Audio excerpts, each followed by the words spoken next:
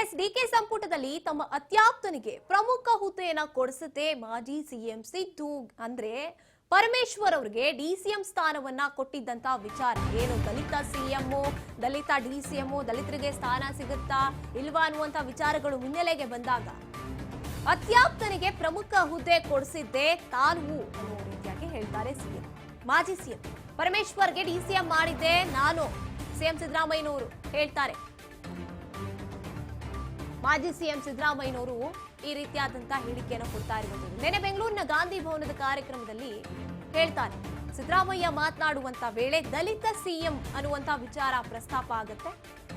ಪರಮೇಶ್ವರ್ ಅವರನ್ನ ಡಿಸಿಎಂ ಮಾಡಿದ್ ಯಾರು ಅನ್ನುವಂತ ಪ್ರಶ್ನೆಯನ್ನು ಕೇಳ್ತಾರೆ. ಪರಮೇಶ್ವರ್ ಅವರನ್ನ ಡಿಸಿಎಂ ಮಾಡಿದ್ದು ನಾನೇ, ಮಾಜಿ ಸಿಎಂ ಸಿದ್ದರಾಮಯ್ಯನವರು ಹೇಳಿದ್ರು. ಅಧಿಕಾರ ಹಸ್ತಾಂತರ ವಿಚಾರವನ್ನ ಪ್ರಸ್ತಾಪಿಸಿರುವಂತದ್ದು ಸಿದ್ದರಾಮಯ್ಯನವರು. 3-4 ಡಿಸಿಎಂ ಹುದ್ದೆ ಬಗ್ಗೆ ಹೈಕಮಾಂಡ್ ವಲಯದಲ್ಲಿ ಚರ್ಚೆ ಆಗಿರುತ್ತೆ. ಆದ್ರೆ ಪರಮೇಶ್ವರ್ ಅವರಿಗೆ ಮಾತ್ರ ಡಿಸಿಎಂ ಸ್ಥಾನವನ್ನ ನೀಡಬೇಕು, ಅವರನ್ನ ಮಾತ್ರ ಡಿಸಿಎಂ ಮಾಡಬೇಕು ಅಂತ ಮಾತನಾಡಿದ್ದು ನಾನು ಅಂತ ಹೇಳ್ಕೊತಾ ಇದ್ದಾರೆ. ಒಬ್ಬನೇ ಮಾಡಕ್ಕಾಗಲ್ಲ ಅದನ್ನ. ಸುಮ್ಮನೆ ಏನೇನೋ ಮಾತಾಡ್ತೀರಿ, ಕೂತ್ಕೊಂಡು ಏನೋ ಮಾತಾಡ್ತೀರಿ,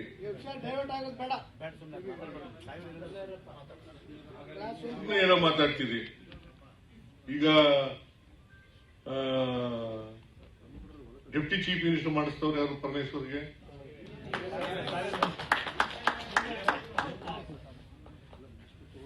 ನಾಲ್ಕೈದು ಮಾಡಬೇಕು ಅಂತಿದ್ರು.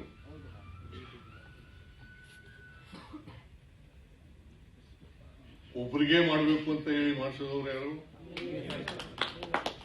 ಒಬ್ಬನೇ ಮಾಡಕ್ಕಾಗಲ್ಲ ಅದನ್ನ.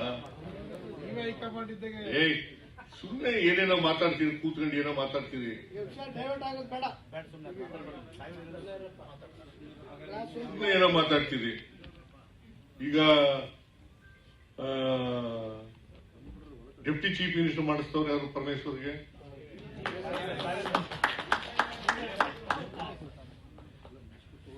ನಾಲ್ಕೈದು ಮಾಡಬೇಕು ಅಂತಿದ್ರು.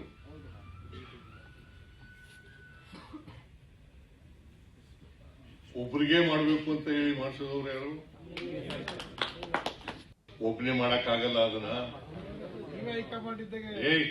ಸುಮ್ಮನೆ ಏನೇನೋ ಮಾತಾಡ್ತೀರಿ, ಕೂತ್ಕೊಂಡು ಏನೋ ಮಾತಾಡ್ತೀರಿ. ಇದು ನಿನ್ನೆ ಗಾಂಧಿ ಭವನದ ಕಾರ್ಯಕ್ರಮದಲ್ಲಿ ಮಾಜಿ ಸಿಎಂ ಹೇಳ್ತಾ ಇರುವಂತದ್ದು. ಈ ಒಂದು ವಿಚಾರ ಪ್ರಸ್ತಾಪ ಆದಾಗ ನಾ 3-4 ಜನ ಮಾಡ್ಬೇಕು ಅಂತಿದ್ರು ಡಿಸಿಎಂನ, ಆದ್ರೆ ಇವರೊಬ್ಬರನ್ನೇ ಮಾಡ್ಬೇಕು, ಏನು ಇವಾಗ ದಲಿತರು ಅಂತ ಮಾತುಕತೆ ಆಡ್ತಿರಲ್ಲ, ಸುಮ್ಮನೆ ಈ ರೀತಿಯಾದಂತಹ ವಿಚಾರಗಳನ್ನ ಮಾತನಾಡಬೇಡಿ ಅಂತ ಟಕ್ಕರ್ ಕೊಟ್ಟಿದ್ದಂಥದ್ದು.